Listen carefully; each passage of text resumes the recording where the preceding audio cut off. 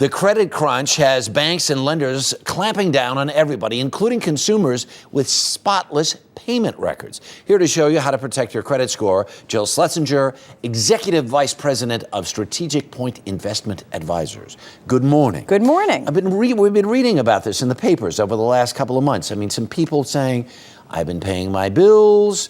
Is it because I'm in the wrong zip code? Who knows what? All of a sudden, my credit is going down. What's going on out there? Well, credit card companies are probably the next shoe to drop in this big crisis of the economy. And credit card companies are concerned that they're going to have customers who will not pay them at all. Right. So how do they protect themselves? Well, first of all, credit card companies can change the terms of their loans no matter what. Yeah. That's the deal. Blink of an eye, yeah. Exactly. Right. So what they're doing is they're doing a few different things. Number one, they're going by zip code. They say, where are the problem areas in the housing market? Right. You're in that zip code, Harry, we're going to shut down your credit line. Wow. And you could be a great guy. You could have paid your bills on time. Right. Doesn't matter. They can do that. If you're afraid that's going to happen, should you be getting rid of your credit cards or closing out your accounts? There isn't a lot you can do, and I wouldn't actually say that you should close out those credit card accounts. Right. But I would say that you should really be careful. You should be paying your bills on time, which is really the biggest determining factor in your scores.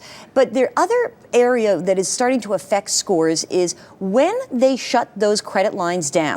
The amount of available credit is reduced. Okay, so let's pretend you had $10,000 outstanding. You had $100,000 available 2 months ago.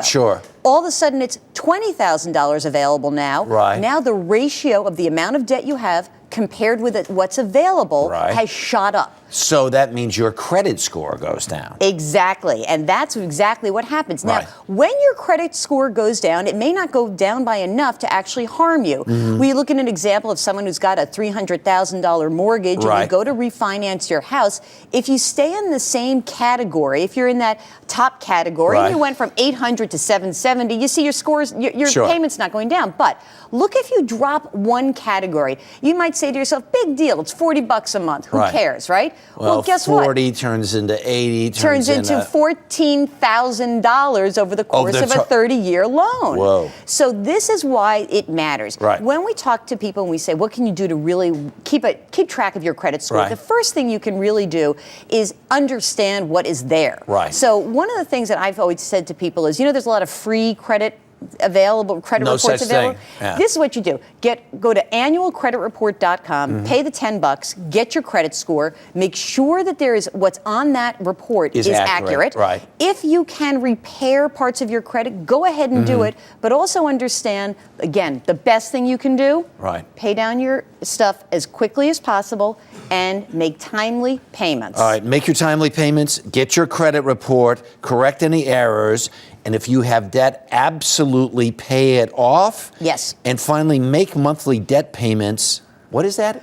My gosh. This is your kind of goal of all goals? Okay, now listen, I'm an old horse here. So we used to say you should have your total We've been in the same barn, I'll tell you. Okay, so we used to say in the Certified Financial Planner world, if you had your monthly debt payments less than 36% of your take-home pay, that's your goal.